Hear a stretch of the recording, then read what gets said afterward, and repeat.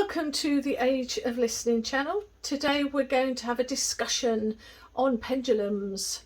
Are they real or not? Is it bogus? Just utter rubbish? This channel, I really like to break things down to demystify. And also I'm not really woo-woo-y sort of person. I think there's a way to look at spiritual matters in a non-woo-woo way. But and that's how we're going to approach this. So I've written some notes, let's get on with it. Do I recommend using pendulums? Yeah, and I think for a bit of a laugh, sometimes if you want a yes or no answer for something, or a client wants a yes or no, they ask, it's a useful thing. I don't tend to be the type of person that always walks around with one, and I don't lean on anything. I'd rather lean on my own intuition than on cards or pendulums, if I'm really honest. But they're a bit of fun, it's a bit fancy, and why not? Now, I do recognise that everything around me is part of the simulation. You literally don't have to have anything that is ornate. For years I just used a really cheap chain, and I had something, a necklace, and I had a teeny little, I think I had my mum's wedding ring actually on an old chain, and I had it around my neck, so occasionally I would just take it out and use that when I was learning about pendulum work. But on the whole, you could use a piece of thread and something that has some weight on it, and you don't really need anything other than that. If you feel the need to have something more innate, then that's because you need that crutch. That's such a triggering word, sorry. But if you feel you need it to help you envisage something in your life that brings about something spiritual, then knock yourself out. But honestly, I'm about demystifying the magical world, because this isn't about magic, it's about energy and frequency, and also about materializing things in your life through doing frequency work, rather than seeing it as some sort of magic. Now, I think there is an awful lot of gumph about this, and a lot of mysticism about this, and I honestly can't explain it fully. But I know that when I first picked this up, well, not this, but when I first picked up my a piece of thread, and I think it was something like a safety pin or something, not a safety pin, anyway, something. I was trying to decide where to live in the UK, and so I just went round the whole of the map of England, and it would really swirl over certain points of England.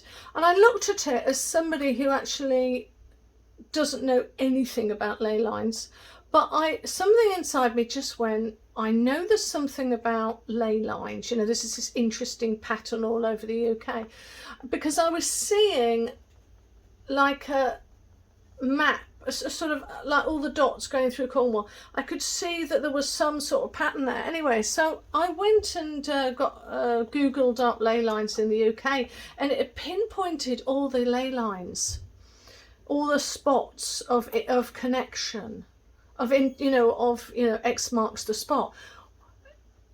That is pretty woo-woo. I think that's pretty amazing. So bearing that in mind, let's, and then I did something for my son. One of my sons was going to secondary school, and I was just showing him how these work with just a necklace and a ring. And we were having a bit of fun with it, and I think we'd watched something like Harry Potter or something, and I said, well, you know, there is some, you know, pretty amazing woo-woo stuff we can do, you know, that all of us can do. So so what I did was I got a piece of paper, and it's totally up to you. You don't fork out, don't waste your money buying, you know, a special graph. I mean, okay, if you feel it would benefit you, you know, knock yourself out again. But I just did this, and I did some lines, and we'll class it as, and I did 10 all in all. I don't know how many these are, 9, 8, 7, 6, 5, 4. Yeah, there you go.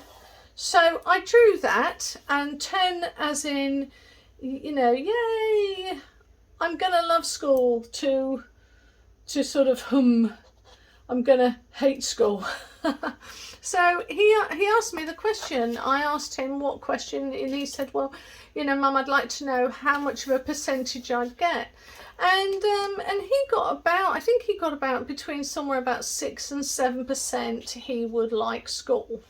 And it trust me, it's worked out exactly that way. And then I said, if you've got another one, he said, well, how about my younger brother? How will he like school? So we did it again, and it came up to about sort of around 9 or 10%, which left the older son quite miffed. But it's worked out exactly that way. So you can have a bit of fun with it. But yeah, so I've got written out, this is what I do. So now we all do it differently. You do you. Okay, so how you kind of set the pendulum. I don't believe in lifting something up. I don't believe in praying over something. I don't believe in any of that. But what I do know is that you have to, in setting the pendulum, to me, it's about remembering which way is yes and which way is no. And so you can use whatever questions you want to use, but I was asked by my son if they were going to have a boy or a girl because they're pregnant. So I set it as the pendulum will go towards the left if it's a boy, and towards the right if it's a girl. So I wrote that first. Then I wrote down yes and no. So I just wrote yes and no, and then I asked 2 questions. And this is really, there's nothing spooky about it. It is just about getting it in your head so you don't get confused later on, because it will happen otherwise. So I said something which I knew was to be true, and I held it and I closed my eyes. I didn't look at it, and I said my name is Rachel. So as I said my name is Rachel, it sort of went up and down. So if I do it, so it would do this. And to me, that is a shortcut for that. So it's going to the right. And then I asked a question which I knew was not to be true. And so I said, I am a boy, which I know is not true. And that went, oh, can you see it? I'm not, so, well, it's going that way, but it went immediately like that, which is shortcut for me, is to go this way, to go right. So yes is going this way, right is going that way, because I view that as going that way, something like that. Anyway, it's been a while since I did this. I've just picked it up, but anyway, you have to work it out. So in other words, here, yes was this way. And then when I asked the question without moving, I am a boy, it would stop and it would sort of go into a circle, and then it would start to go, let's see if it does it now. Yeah, it starts to go sideways like that. So from that, I made the decision, okay, if that's the case, then I've already got my yes and I've got my no. But as we know, sometimes what we get is a circle going this way or a circle going that way. And this is where you have to go, right, okay, I'm going to make this the boy, I'm going to make this the girl symbol, and then I will ask, is that true? And I will get a yes or I get a no. Does that make any sense? Because now you know what your yes and your no is, you can work it out. So for instance, when I was going over the map, so you'd have to say to yourself, you can hold it however you want. When I was going over this here, I would just hold it. No, so let's ask the question, how was Felix's day today? How would he clarify his day today?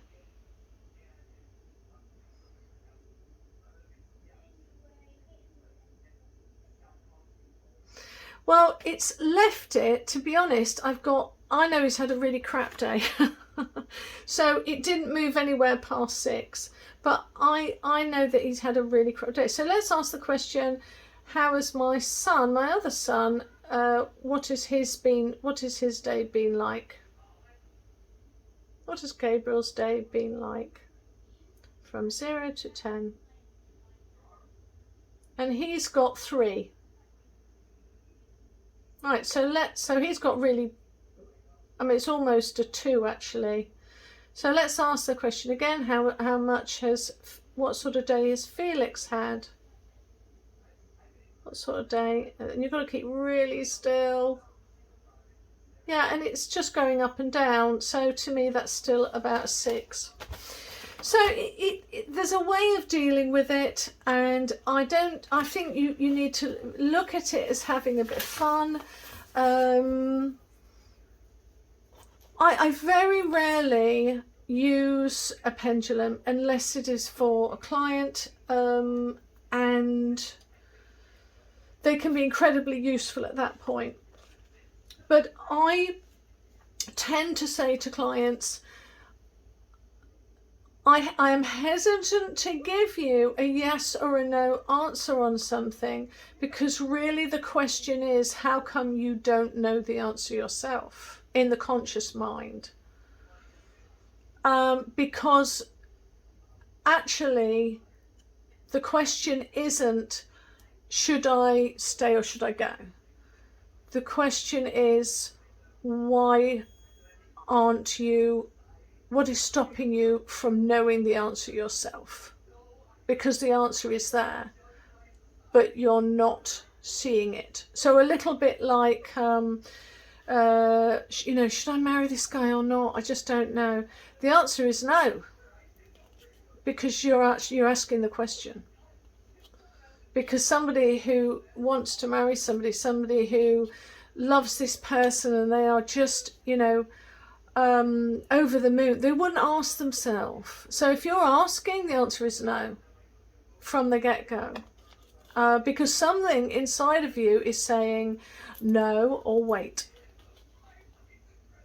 But anyway, I hope you found that just slightly enjoyable and interesting. And if you've got any comments or anything like that, then get back to me. Put something in the comment section.